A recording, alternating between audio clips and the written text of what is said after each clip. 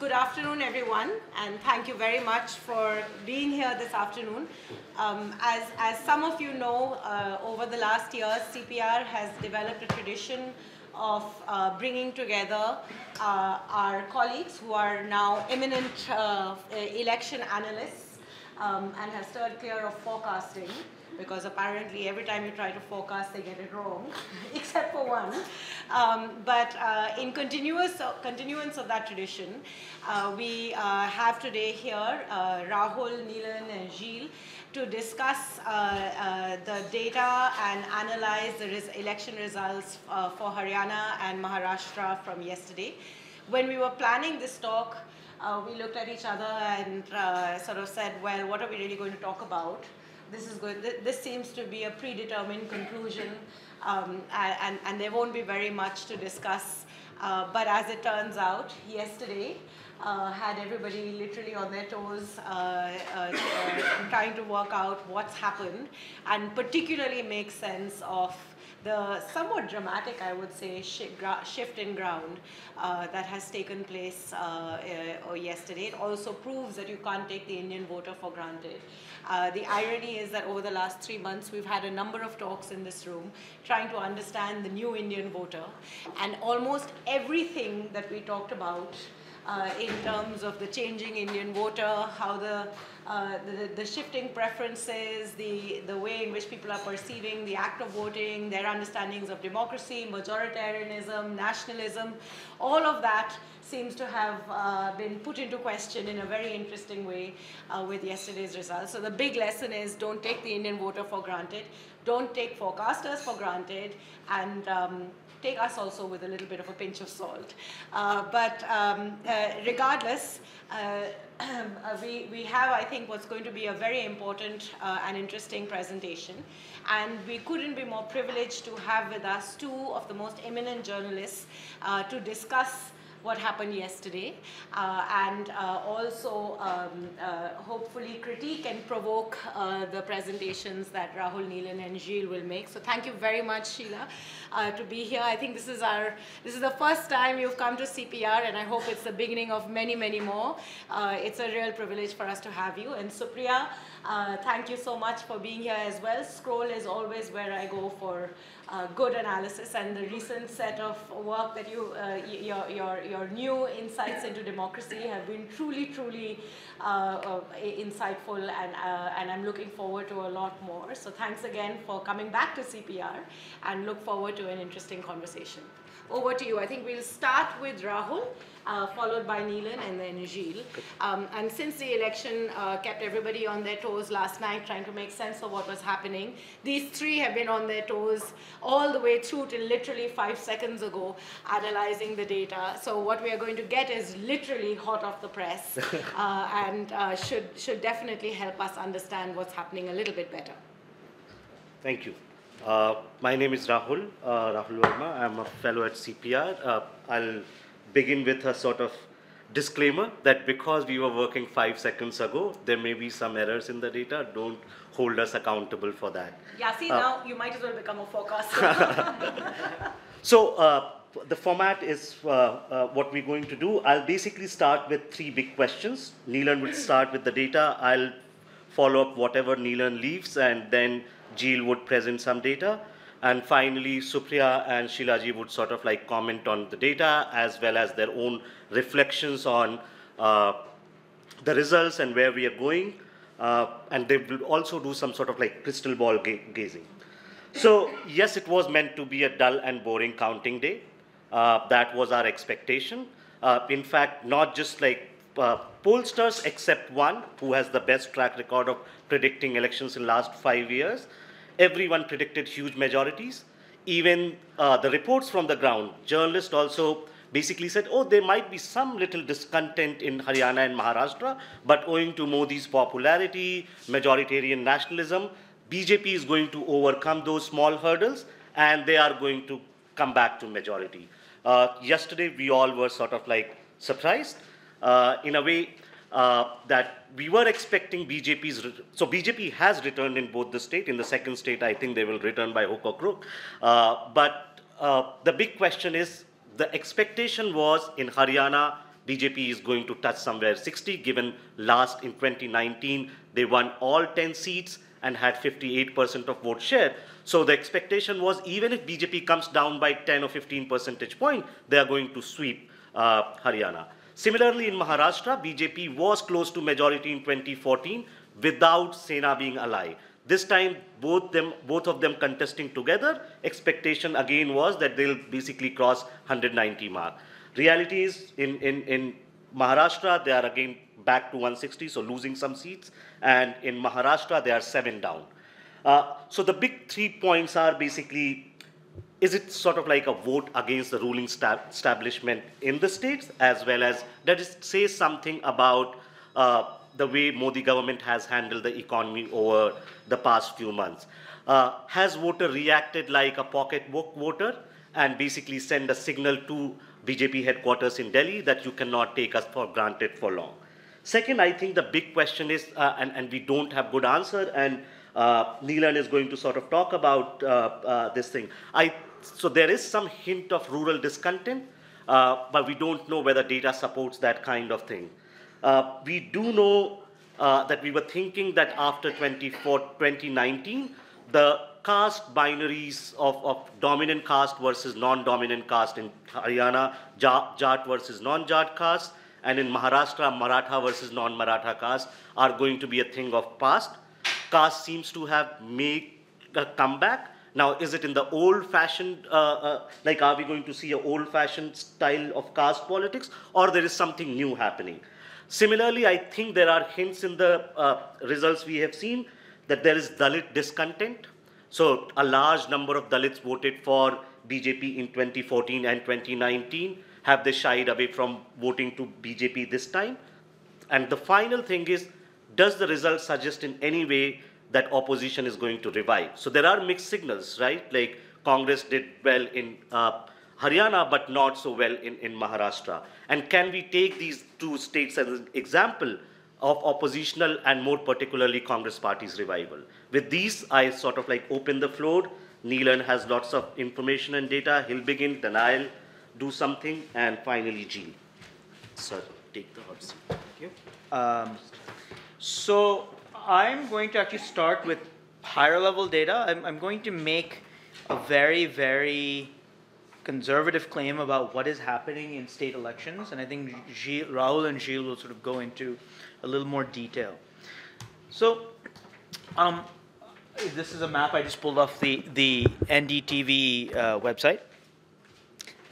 And what you can see is, Haryana, and I will explain in a little bit the slightly complicated party structure that exists in Haryana.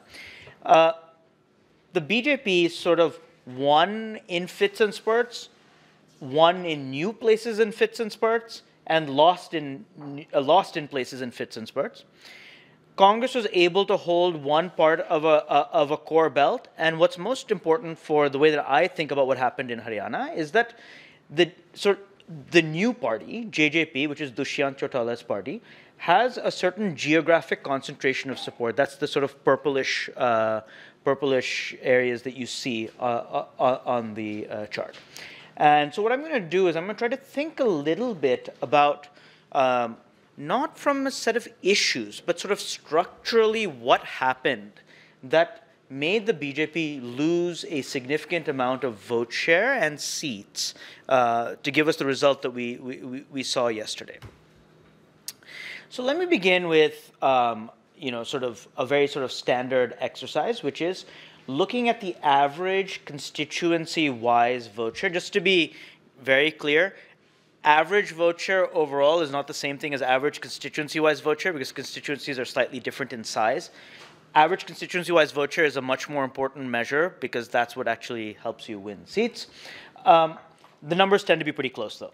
So one of the things that we're able to do from Election Commission data is we're able to look at a national election and break down the vote shares by assembly constituency. So even though the national elections are contested at parliamentary levels, the data are given at smaller levels, and we can actually associate those to how the parties would have performed had there been a state election during the national election, right? So I'm starting this analysis with how each of the parties performed last time in 2014 in the state election, then looking at the national 2019 election, and then looking again at the sort of the election that we just saw, the state election in 2019. Now I should tell you just this data comes from a data scrape as of 7:20 p.m. It was thankfully given to me, it's a scrape of the Election Commission data. It was given to me by Hindustan Times, so thank you. And so that's what I've been using for these analyses. The numbers didn't change much after that. What you can see, so I want to talk about one important piece of information, which is a little bit of chicanery that I've done. You can see that in 2014, the third bar is representing INLD. And in the next two elections, it's represented by JJP. So INLD is a Jat party that was led by the Chautalas. The patriarch's grandson, Dushyant, is who leads the JJP. It's a breakaway. And essentially has swallowed up a lot of that vote share. Now, what you can see is that even in 2014, INLD had a significant vote share. The JJP has not eaten up all of that vote share. So some of that has been reapportioned with Congress and with BJP.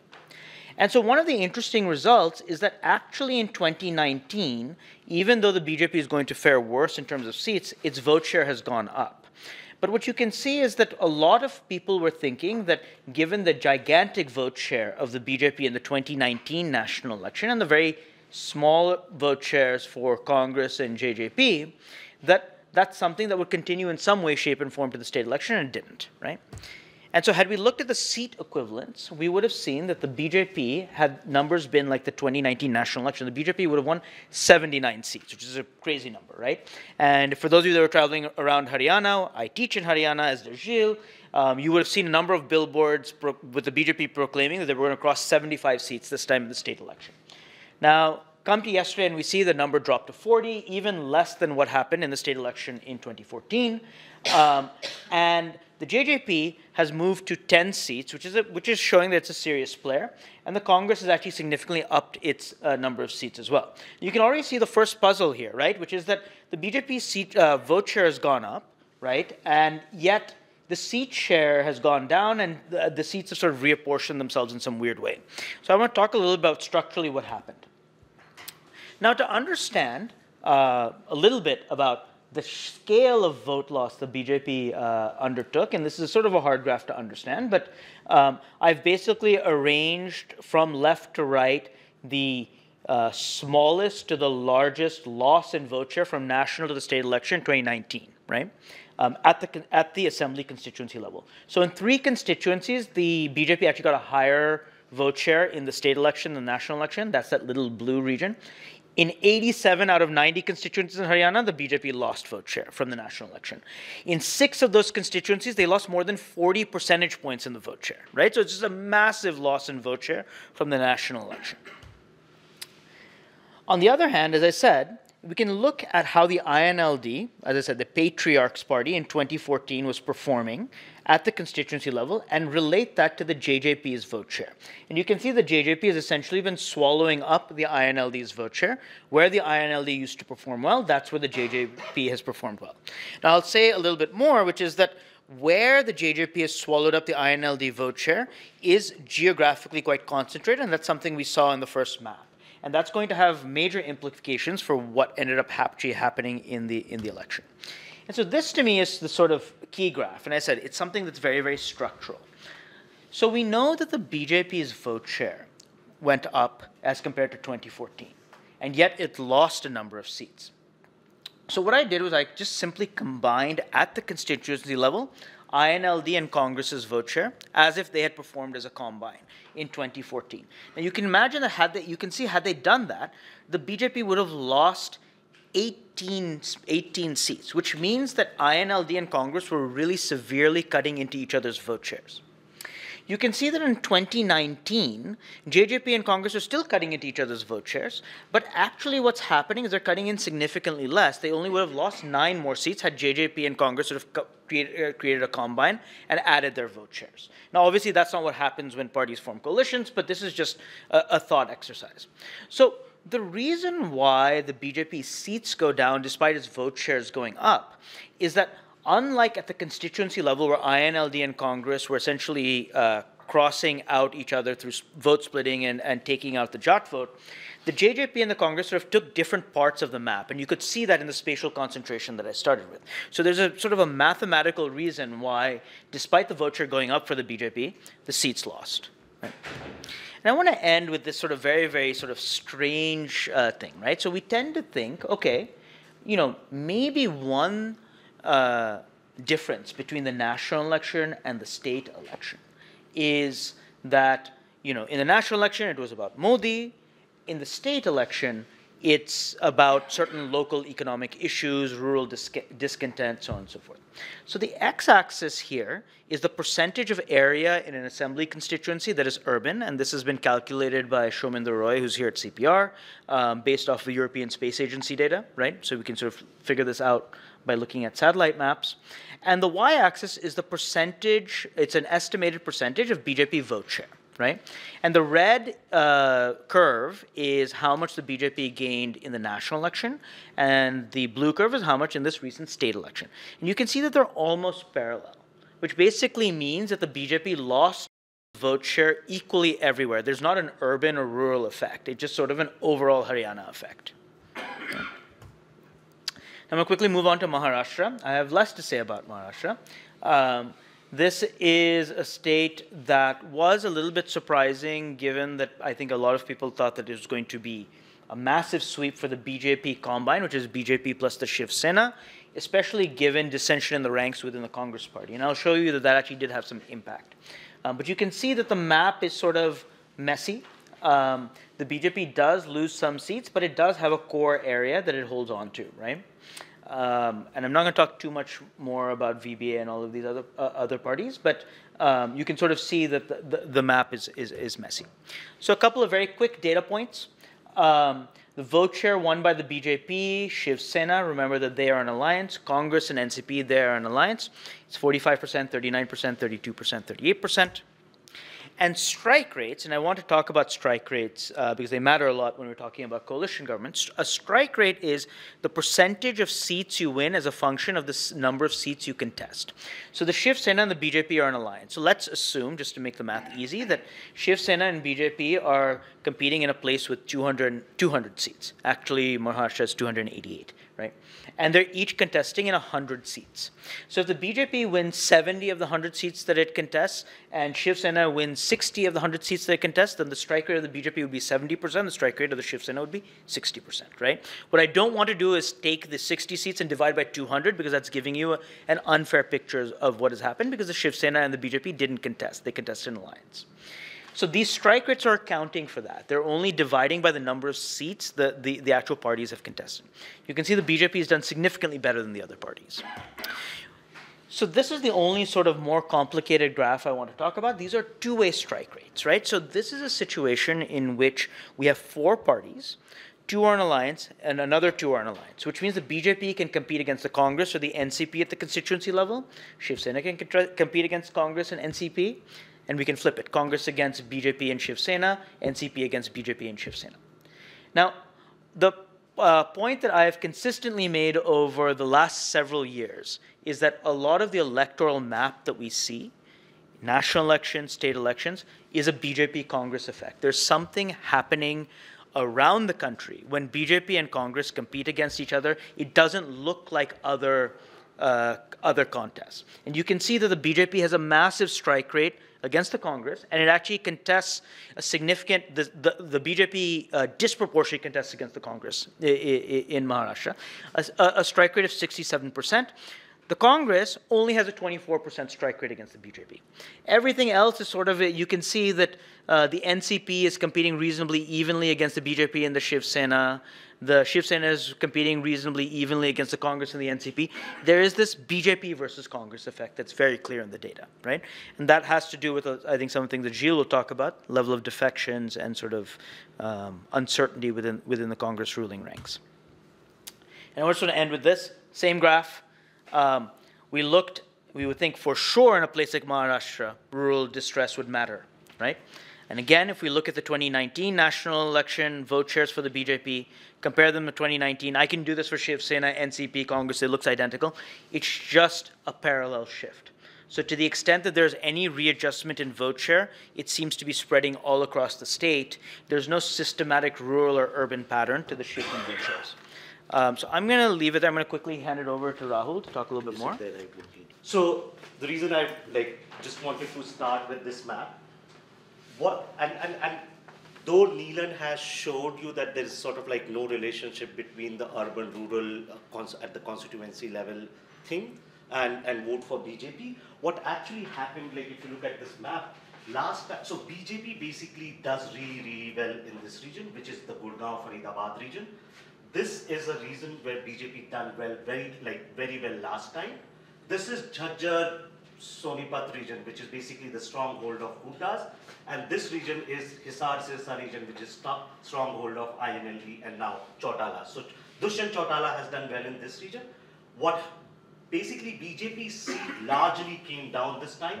Something happened here, right? And this is a region, the Ambala region, where so Haryana has a 21% Dalit population, and this region has a higher Dalit population, and it seems like, we don't know, but one of the hypotheses would be there is some sort of like Dalit discontent. Can you go to the Maharashtra, please? Thanks. Second, I think so this time, basically what was expected that the Congress and NCP are not going to do well. They are not going to be able to fight the formidable machine of BJP and Shiv Sena. The two places where, so one place where BJP lost very badly compared to last election is Vidarbha region. This is where Congress NCP is making maximum gains. Vidarbha is a region where the Chief Minister Fadnavis comes from, and BJP really lost in this area. This is an area where Congress NCP is making lots of gains. Second gains are basically coming from this. This is a region, the western Maharashtra, the sugar belt, and the northern Maharashtra of Nashik. Now, these two regions are sort of like, this is known for agrarian justice, and this is like rural sugar belt. So there is some sort of correlation. It doesn't show in the data. We still need to figure out what has happened. The second point I wanted to make is, yes, BJP has come down, and as Neelan suggested rightly, that BJP's vote share was really high in 2019 election. And so there had to be some correction happening, but the BJP, so if you look at this line, BJP was a marginal party in Haryana before 2014 election. So even after losing, in a way like losing 7 seats, BJP remains the preeminent party in Maharashtra. In fact, the gap between BJP and Congress is still 8 percentage points, right? And the second point was, here what happens that INLD crashes, JJP walks away with the maximum vote share, Haryana Janhit Congress basically merges with Congress. So these were the two major changes that happened between 2014 and 19. Haryana Janhit Congress of Kuldeep Bishnoi merging with BJP, and INLD votes getting split 3 ways. Second, overtime data in Maharashtra also shows something. BJP was basically number 4 party in Maharashtra a couple of years ago. These are seats, right? Yeah, this is basically seats in Maharashtra. BJP now post 2014 remains the dominant party in Maharashtra, and the two major things have happened. One, Shiv Sena, which was the senior partner of BJP, has become the junior partner. In fact, between INC and NCP, in this election, Congress has become sort of junior partner of NCP. Now, we still don't have sort of social basis of voting for in Haryana and Maharashtra, but what was happening, BJP in the first phase of mobilization was playing the game of non-dominant caste versus non-dominant caste, right? So in 2014 Lok Sabha, basically what BJP was doing in Haryana was moving with a coalition of upper caste, mostly Brahmins, and OBCs. Jats, only 1 in 5 Jats voted for BJP. But come 2019, what we see that BJP has expanded its coalition. So they do have support of non-dominant caste, but also Jats. Similarly, same thing has happened in Maharashtra, where post 2014, what is happening that BJP is getting the support from all groups. Now, how has that happened? And the second most important question is, how has Hooda and Pawar managed to stop the BJP? So this is an interesting photo of Sharad Pawar, which went viral.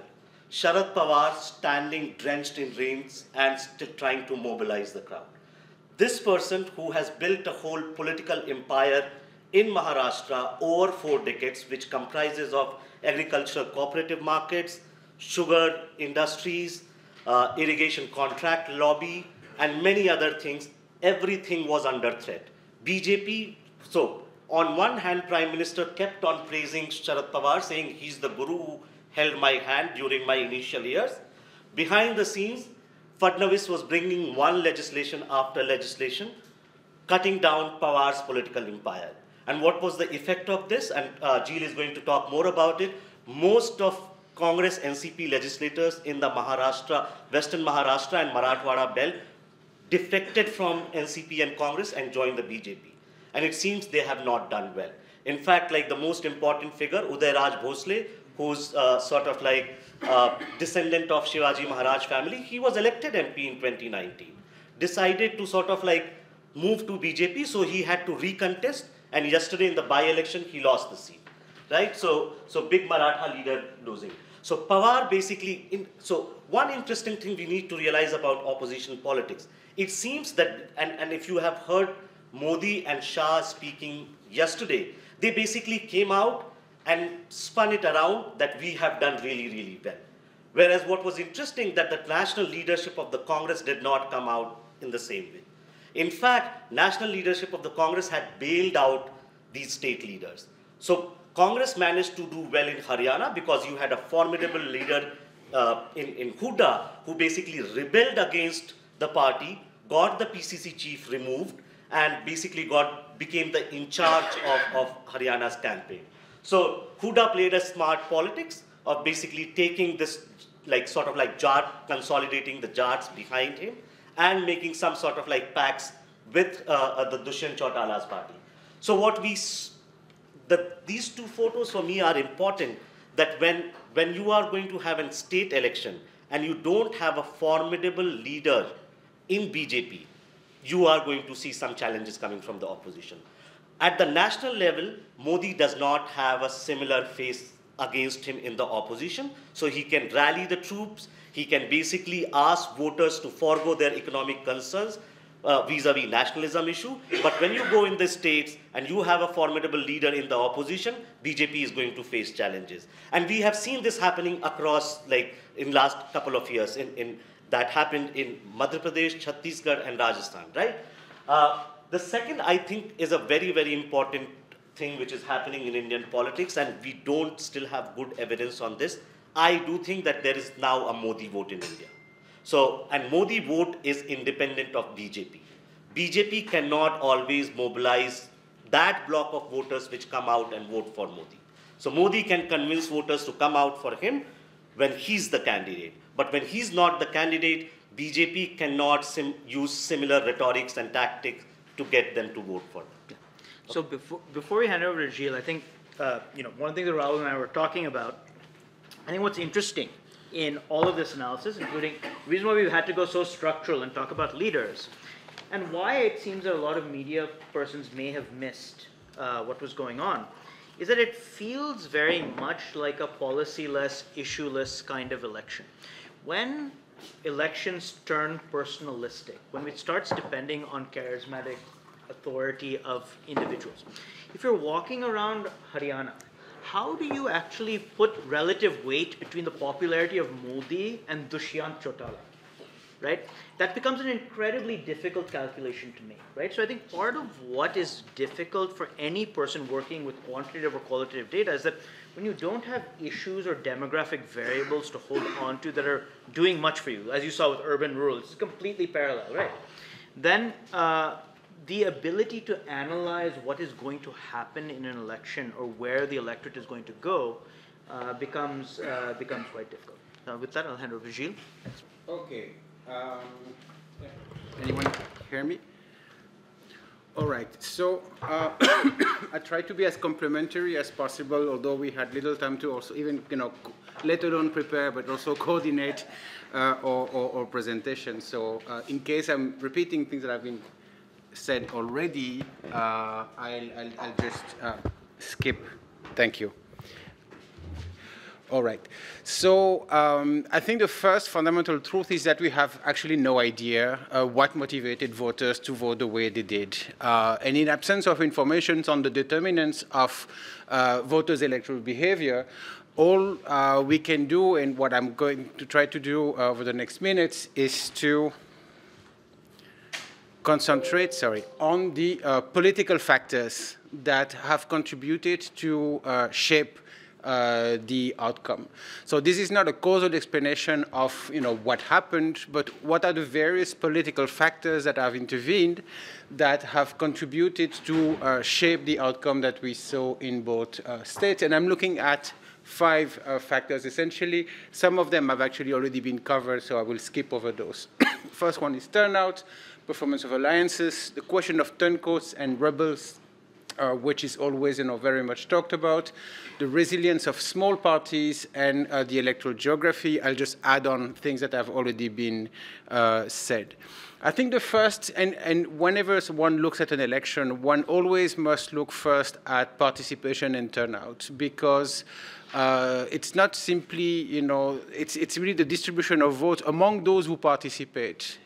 And those who do not participate actually contribute also by not participating to the outcome. So in the case of Haryana, for instance, between 2014 and 2019, you have a drop of 8% of participation, which is very significant. In itself, it's a very high number.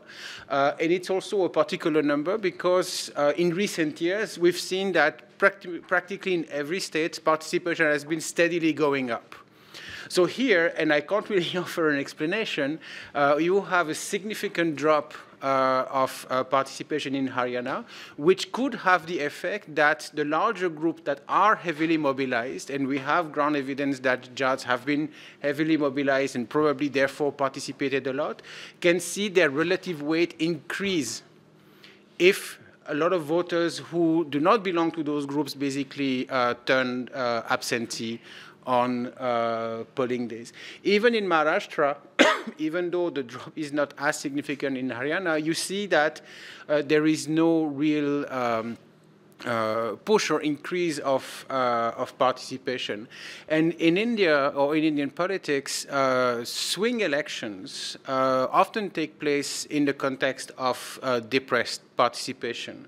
So just to give you an example, the famous victory of Mayawati in 2007, where she got for the first time a single majority, was also an election where participation was the lowest in UP in 35 years. Right? So here, turnout did play a very important role in shaping the outcome. A lot of people who might have voted for BJP last time simply stayed home rather than necessarily decided to vote for other parties. And if you look at the map, and it's not very, very clear, but at first sight, it gives you an indication that the area where the JJP did well actually had a higher turnout than other parts. The areas where the BJP does well in the south actually see a much lower turnout, right? So this is the first factor. The second factor is incumbents' performance. So we know that we tend to look at election results in very aggregate terms. What is the evolution of vote share? What is the evolution of seat share? How many seats go down or up? But what we fail to look at, we very often fail to look at the volatility that happens at the state level.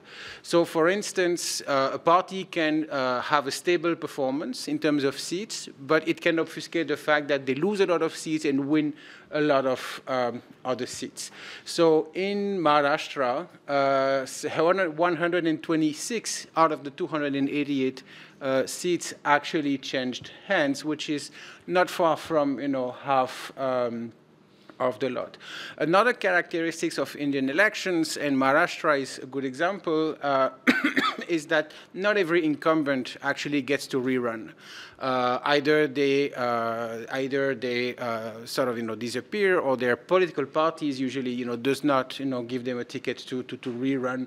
And in the case of Maharashtra, over the past couple of decades, it's been a steady 25 or so %. One MLA out of 4 actually doesn't get to rerun. rerun. And among those who rerun, you have slightly above half actually get reelected, right? So that generates a fairly rapid turnover of representation, which sort of complicates our reading on party performance, because what happens at the candidate level and at the ground level, contrary to a lot of perceptions, still actually matter pretty well. What we see is that the BJP's rerunning incumbent actually did pretty well compared to other parties. In Haryana, it is a similar picture, except that actually a larger share of seats have changed hands, 61%. In these elections. So that shows you that, there's a lot of, volatility. And that's what the map that Nilanjan and Rahul showed, is that while the BJP suffered losses in the Ambala, Panchkula, Kurukshetra regions, they actually made gains in some of the areas that the INLD use in parts of Hisar and towards the westernmost part of the state.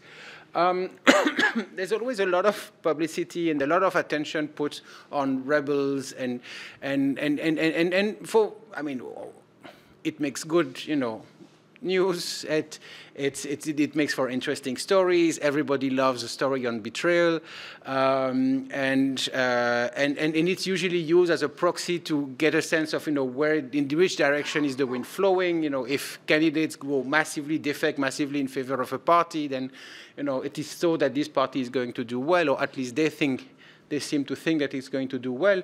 But if I put just a little bit of historical data here, you see that the number of turncoats may be relatively important, and this is all the main parties. This is just the major parties' turncoats. You see, 1996 has been a crazy election. There's a huge number of turncoats. But, in 2019, the number was basically half of what it was, 5 years ago. So even though it is a phenomenon, one should not really overestimate. And in orange, you see that this is basically the number of turncoats who actually win. And those numbers are pretty low. And in fact, the data, and that's not unique to Maharashtra, it's actually true for almost every state, it usually does not pay off to leave your own party, regardless of how the party you join actually is doing. And if you look at strike rate, by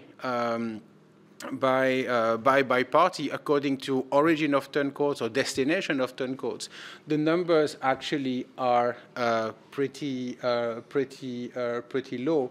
So of the 24 turncoats that basically left these four parties or joined these four parties, only 10 of them have won.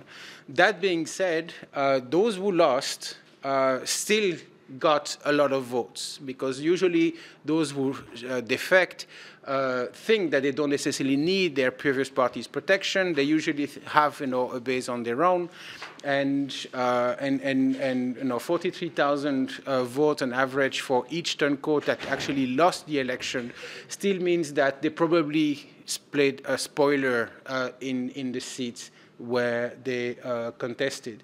And Maharashtra is basically showing a similar picture. You have higher numbers of turncoats than most other states, but the conversion, the strike rate of those turncoats or rebels is also very low. 109 turncoats were fielded by major parties, but only 31 won, which is a pretty low strike rate.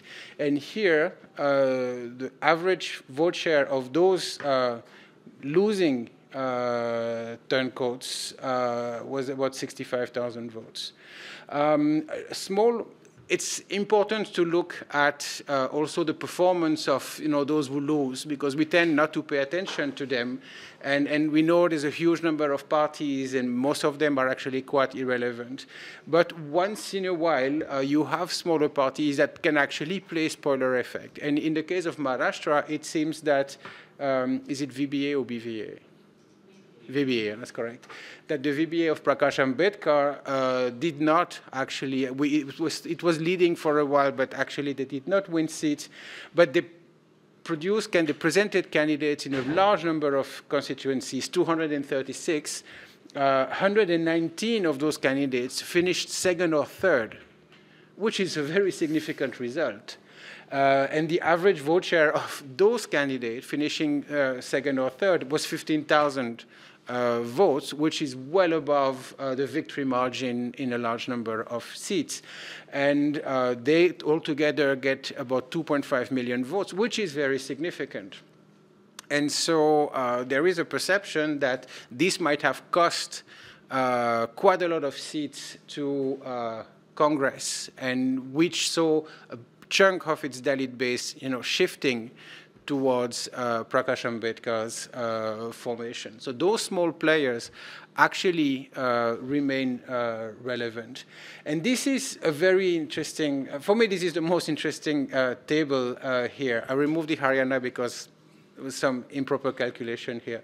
But if you look at the aggregate vote shares of all the four main parties, Shiv Sena, BJP, NCP, and Congress, you still have one voter out of four which is not voting for these parties, right? It's a very high proportion. And they basically split between small parties and a large number of votes going to independent candidates. Some of them might be ex-party members, but it remains that you still have a large chunk of the electorate, a quarter, in fact, that is not swayed by any of the major players, which is a testimony that local politics, local factors remain very much alive and very much important in an election. And when you have a four-corner or a two-corner election here, the performance of these small parties and independent, some of them actually, there are quite a few won, can be the difference between losing and winning for major parties. And in case of closely contested elections, it could even mean the difference between losing and winning a state. So you have 11 parties, besides the four major parties, 11 parties get 16 seats, and you have 13 independents who actually won their contest, right? So, I mean, this is what we saw earlier. What I've done, I've just put the previous elections here, but it helps us to appreciate the variations in the BJP performance between the assembly elections in 2014, the general elections in 2019, where you see that even though the Congress was swept out, they still managed to retain quite a few segments in their strongholds around, Rohtak and Jaja, and you can see the performance in 2019. So just to add on what has been said before, those green patch on the right where the Congress did well, this is also an industrial corridor, right? This is, the Grand Trunk Road. This is the access to Chandigarh. So it's quite significant that the Congress did well, particularly in the north, because there is at least a perception of a positive correlation between the more prosperous parts of the state and BJP performance, as you can see, as we saw in 2014.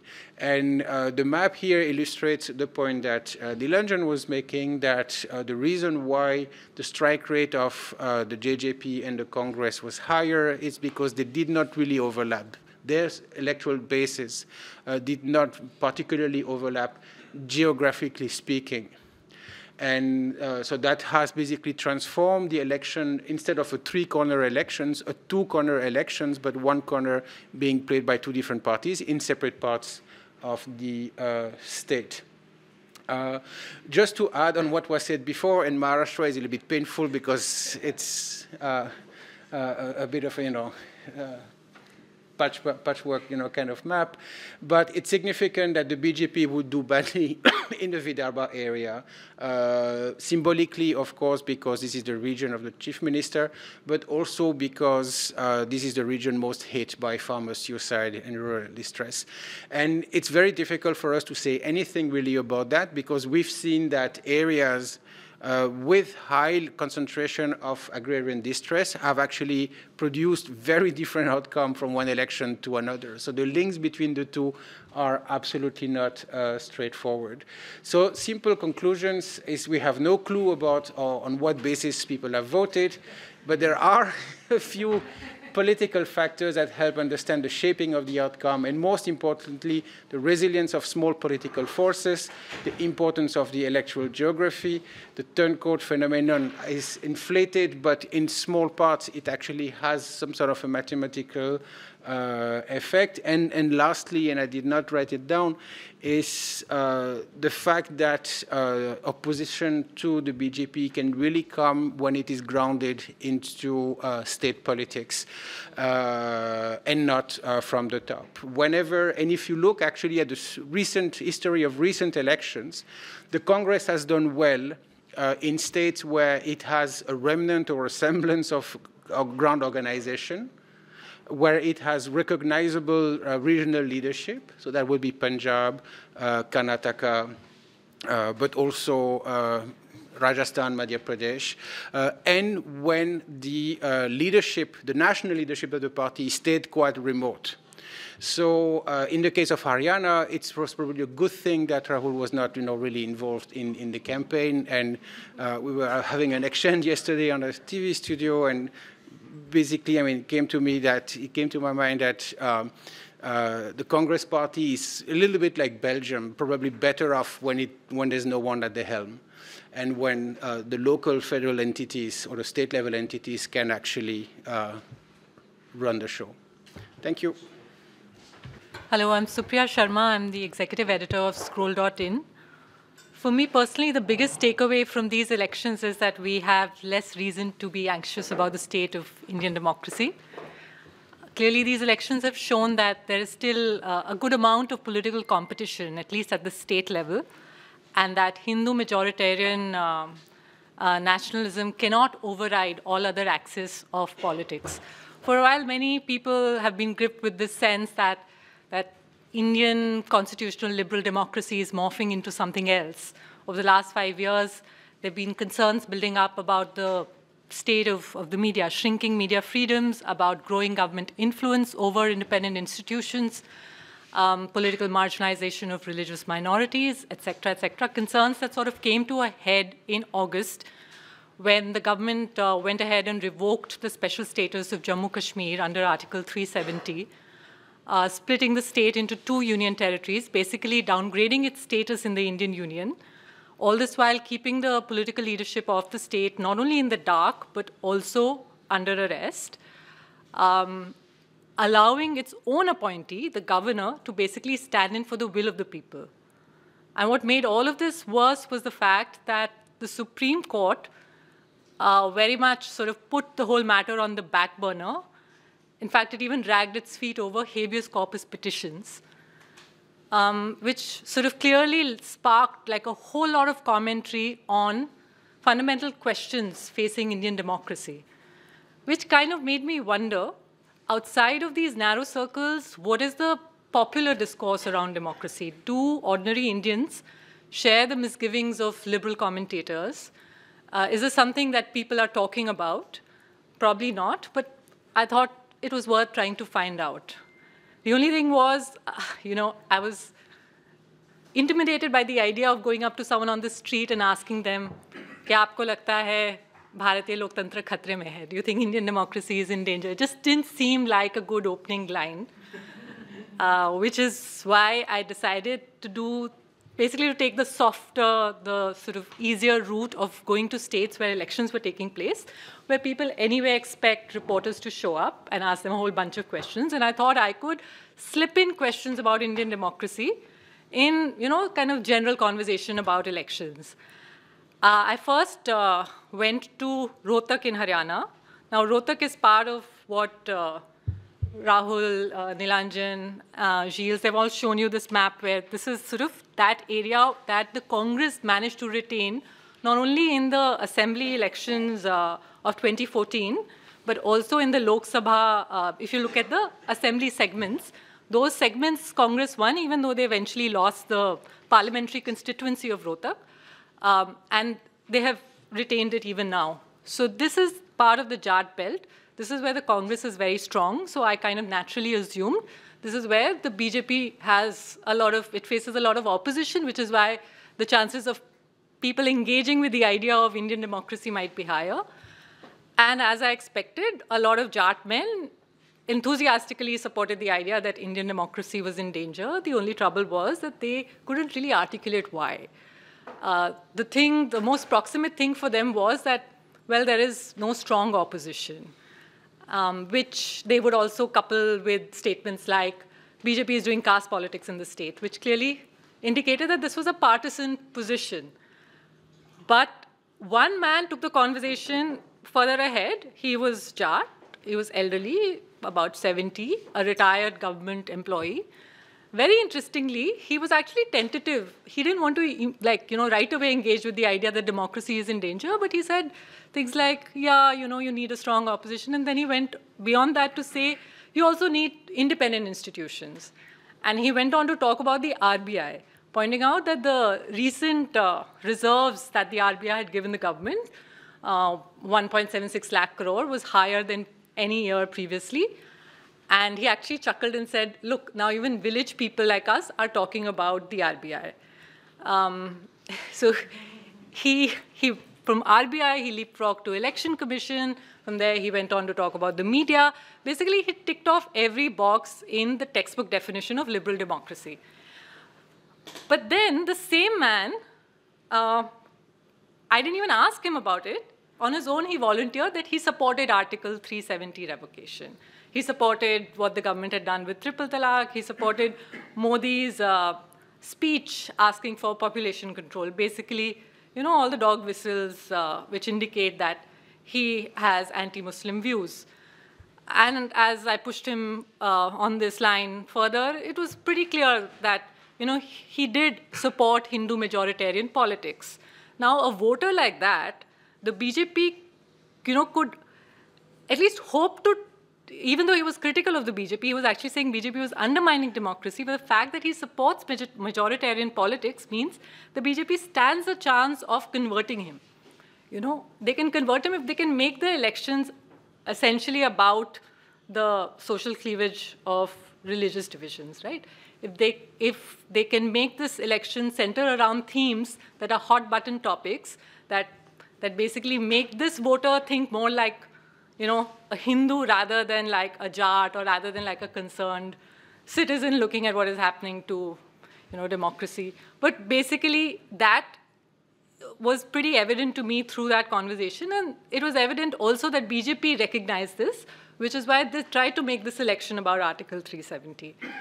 In Western Maharashtra, I attended an Amit Shah rally where he basically mocked Sharad Pawar for questioning the relevance of Article 370 in Maharashtra. In his speeches, Sharad Pawar had been saying that, why bring up Article 370? And so Amit Shah latched onto that as well, and he basically tried to say, do you not think this is relevant to you? And he was trying to rouse the crowds using that. But it was striking that he not only brought up Article 370, he also brought up NRC.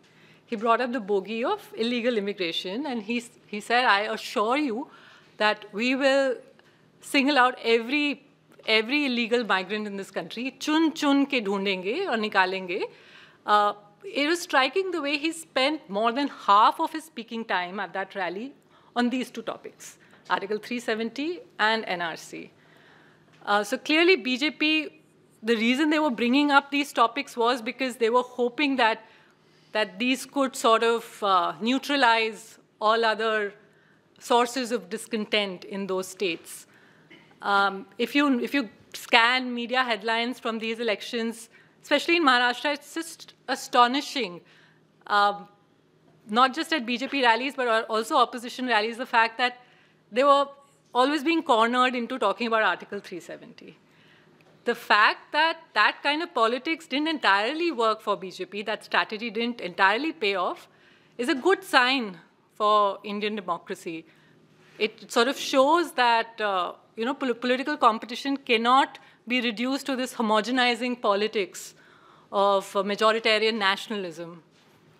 Another thing that I saw BJP was doing in Western Maharashtra was sort of trying to break into the strongholds of the Maratha NCP leaders, NCP and Congress leaders, they were doing this in two ways. One, they were, of course, by clearing Maratha reservations.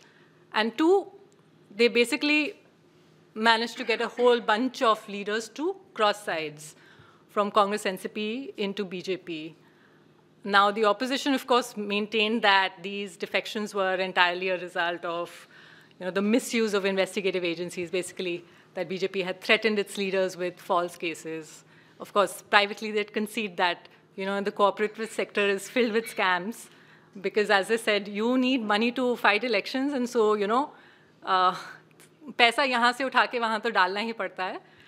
And yet they were quite, they thought that BJP had broken away from the older politics of compromise, and it was sort of pushing everybody using the threat of investigations. But what I was interested in was to see how voters were looking at this. And in Satara, I found that voters were really angry. They were angry particularly because I think Rahul mentioned Udyan Raje Bhosle, the Satara Lok Sabha MP who had won on an NCP ticket in May, had switched over to BJP in September. And like literally within a week when elections were announced for the Maharashtra Assembly, a by-election was announced for the Lok Sabha too. So voters just like really, it made them question altogether what elections meant. In fact, like a group that I met in a tea shop, they actually brought up the word Hukum Shahi on their own. Again, this wasn't like, there was no leading question. I wasn't using that term, but they brought it up on their own. And one man said, Modi aage chal ke Hukum Shah ban sakta hai. Modi can end up becoming a dictator in the future. And then he paused and he corrected himself. He said, no, actually Amit Shah could become the dictator. He looks like a dictator. But I was just, I just found it fascinating that these, these are actually terms that are being used in Haryana as well. Tana Shahi, again, didn't come, there was no leading question. I never used that term. People brought it up on their own. So he said all of this, but by the end of the conversation, he also made it clear that because Udyan Raje had switched to the BJP, and since he was an Udyan Raje supporter, he would have to switch his loyalties to the BJP. But he had spent like half an hour like criticizing the BJP, so it just made me wonder, how could he adapt his politics all of a sudden now because the leader had switched? And while he claimed that he was switching to the BJP, I now like look back at that conversation, and to me it's a sign that clearly, you can't have this overnight adaptation.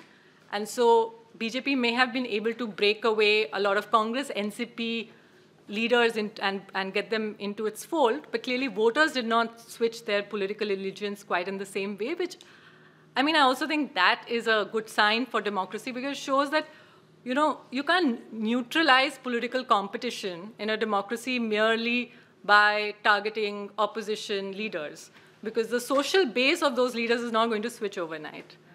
So that means that democracy is still alive in India, even though it may not be thriving. But altogether, I guess, as I said, these elections will sort of make everybody who was basically thinking that Indian democracy is really morphing into some form of competitive authoritarianism or whatever else, a majoritarian state, I think it will give us some reason to pause. Thank you, Supriya. Those are wonderful insights, and especially just bringing data and these field insights together is really helpful to understand what's happening on the ground. Sheila ji. Thank you. Hello, friends. Thank you, Yamini, Rahul, everybody. Nice hearing all co-panelists. I think they have given you not just insight, something more than that. It's kind of a feeling that as if we are in that state. So it was so far so good that I think I can just end by saying hello. Many points are covered. Okay, but since let me talk. So data analysis has been covered a lot, then she has also given a feel of people. So let me give you my very quick big picture and how I look at the background of this two particular state. If you just see how for 30 years, 40 years, Congress party, the party, and the Gandhi family had a particular relationship. Things go parallel, sometimes they touch, sometimes they go farther from each other, but they find a common platform at the time of election, whether they are Gandhis are able to help win election. I think very interesting phenomenon is still developing. It's in a very initial stage because at the national level, the leaders, 5 years is not enough. Indira Gandhi was even an INB and then Nehru's daughter, and she had a long career. Even Narsi Rao had a better exposure of Delhi. But I would say Modi is still beginning in that sense of sense of history, if we take the larger picture of 60, 70 years. So I think it's a very interesting things developing. So my first take of these two elections is that I'm observing from Modi's point of view, that he's a phenomenon that goes without saying. So he's coming to Delhi, and in his sixth year, what is happening between him and his party, and when I say party, including RSS, so that relationship is developing, and the Modiism, and how it is playing in the state election, how it is playing in national election, and how is playing big way in an earth-shattering event, I would say. Little exaggeration, but it is earth-shattering, the way they took decision of 370. So I think this election will help RSS BJP to rethink and look at Modi and Amit Shah. And out of that, one branch of question is whether Amit Shah will step down at all as a president, because I think the results direct impact will be on that issue. So that is my first thing, and that is a very big issue, whether Amit Shah continues as a president and whether Nadda remains working president. So because all these things are very important for the next round of election, which are very interesting, eventually Bengal election and Bihar election also. So that is one part of the story, that how state election, as your Rahul and Nilanjan titled it, I like that. Regional elections are not national elections. I think you titled your entire talk that, very important. And I also was thinking on the same line. So that is one. Second thing I want to tell you that if you have understood how Modi, as a general secretary in Gujarat, a lot of people must be having this background, how he was a master, he was a genius of caste engineering of a very difficult Gujarat terrain. Because in Gujarat, more than pure power, there is an element of money and actually development ideas. I'm talking of 70, 80, 90. Madhavsinh Solanki had big way started this issue, but Modi really mastered it, caste engineering, in the very interesting way. And it requires a different PhD on that. But because he did nothing more, nothing less than putting some kind of an app or a formula where BJP it's very difficult to defeat BJP. It's not that people are not having Congressism in them. It is not that people of Gujarat are not secular. But so let me come quickly because I don't have much time. But very quickly I tell you that Modi did something very interesting, that Patels were dominating real estate, groundnut, four crops and tobacco, and they were really upcoming, highly mobile, highly Western looking, very best connection with the NRI power and all. But here comes Modi, and Patel are just backing the power of Modi, not the player in themselves. He really overnight changed many things when he came as a chief minister, but majorly because, see, when I was living in Bombay, and for 40 years I've been reporting Gandhinagar, so first 20 years of my reporting, I will call some Patel and go and start my political reporting. That ended when Modi became chief minister. So please, I request you to look at Maharashtra and Haryana from that point of view, that what Modi and Amit Shah, after becoming after winning one of the most historic elections of India of 2014, Narendra Modi and Amit Shah did one of the biggest jobs of their political career was that three important states, Haryana, Jharkhand, and Maharashtra, they really did a brazen thing, making Brahmin a chief minister in a Maratha land, making non-Jat in Jat land, and in tribal Jharkhand, non-tribal. And they were very, very conscious. They have really thought through. It was, I would say admirable also to do that, because those of us who have reported day in and day out, caste, we knew how much Patels and Marathas and everybody has gained, Jats. They were power. Within the community, they were superpower. And how everywhere you go to police station, you will meet Patel. Go to institutions in Gujarat, you will meet Patel. How Maratha, Sharad Pawar is an emperor. He has a big, just you visit without even taking your notes and pen out. Just go and visit Baramati and many other areas, and what all he has done and what all he has protected in the name of cooperative society. I mean, I don't want to go again into detail. So what these two did in 2014 was really bold decision, and to put this chief minister. So with reference to that decision, I'm saying what happened now.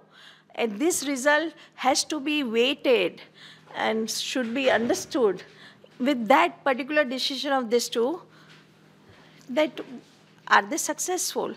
I think what has happened today, this result show that that particular experiment of Narendra Modi, after becoming Prime Minister, is being challenged on the ground.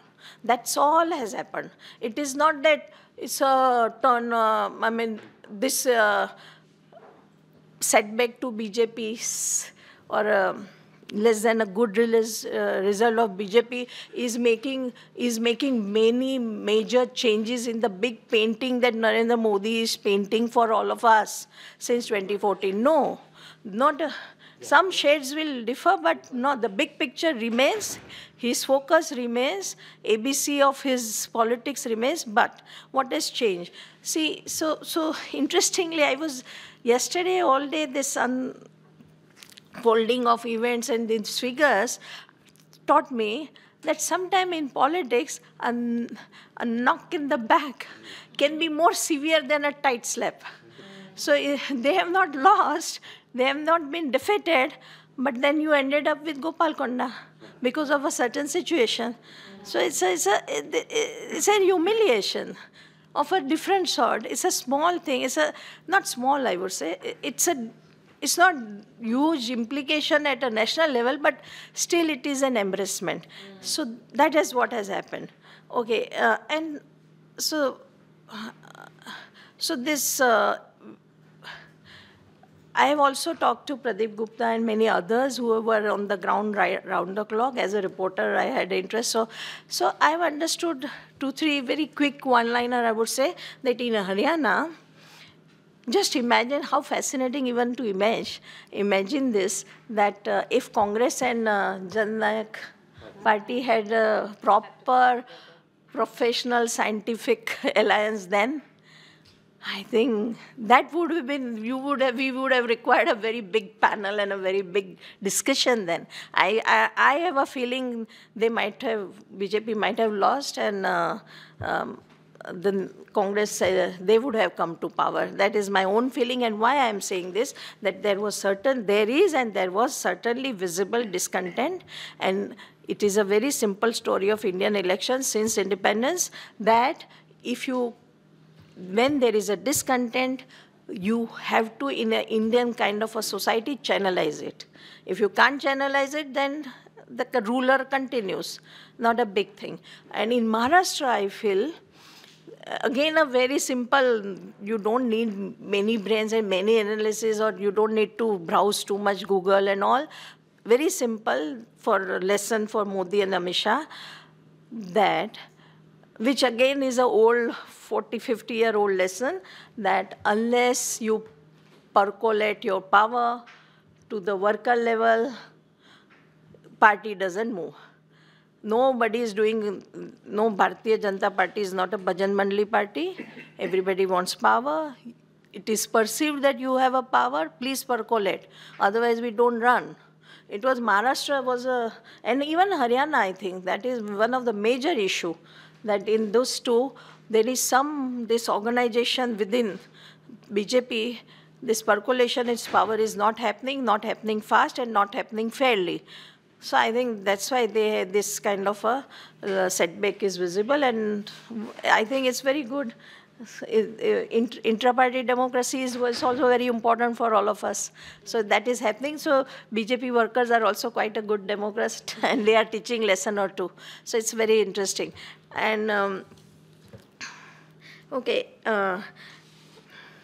you know, I find side stories in this election about Sharad Pawar. I'm a Maharashtrian born. I feel very strongly for Maharashtra in every respect. And I think it's very interesting that 8 to 9 months back, Sharad Pawar, it's a very personal, but it's very important because he's a public man, that he not only survived his cancer, but he told Praful Patel at one point of time that इस लड़ाई मराठी में he said in Marathi that इस लड़ाई के लिए तैयार होना पड़ेगा. And have you observed that he lost almost 20 kilos in a year? He is off his blood pressure and cholesterol and that medicines. He's taking less and less medicine. He's fit, and all this.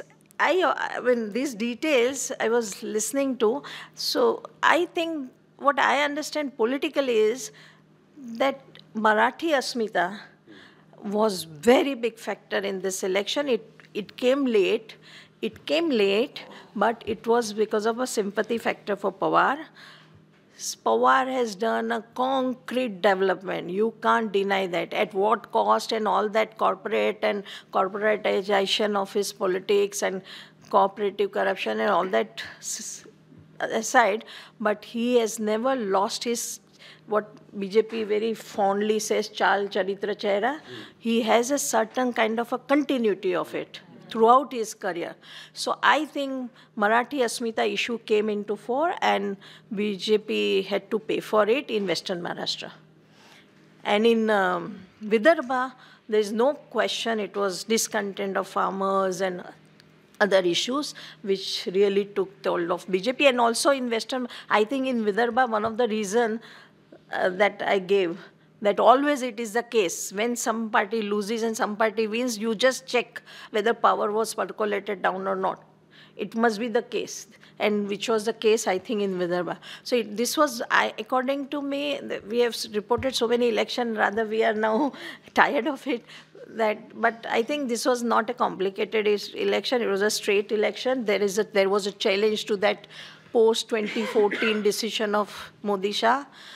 That challenge, and in a different way I can put it, this question also, that is Modi phenomenon of India is bigger than caste issue of India and the caste rooting and caste impact and caste play of India. So I would say that the final decision has not come, but the fight is on between these two. Modi, as he sees India and the way he dreams about India, whatever he stands for, and he's trying to change some ground rules, which he did it successfully when he was a Chief Minister of Gujarat. And just two, 3 lines, huh? Just a minute. I wanted to say that, you know, we live in such a fast world. So Center for Policy Research called us for the election result. But today, the first impact of the election is here, which is also helping, you know, today Samna's headline, first cover, no mention of BJP in the headline or a sub-headline. Exactly. And BJP used in its all posters and entire publicity material Mahajanadesh. They wanted, BJP wanted Mahajanadesh, but Maha cancelled out by Samna. And First headline is that Maharashtrat Mahajanadesh Yutilas, meaning the alliance of Maharashtra has got not Mahajanadesh but just Jana. And then second most powerful headline, what it is? Sharad Pawarani power dakhavle. Pawar shows his power. And the third headline is Adi formula Mak Sarkar. First 50-50 formula, decide on it, come to the table, discuss with it, negotiate with his, then only government, swearing in after that. And the photograph, no Modi, nothing, no Fadnavis, but Thackeray, his son, Aditya winning the seat. So that is the second day of the election. Thank you. Thank you so much.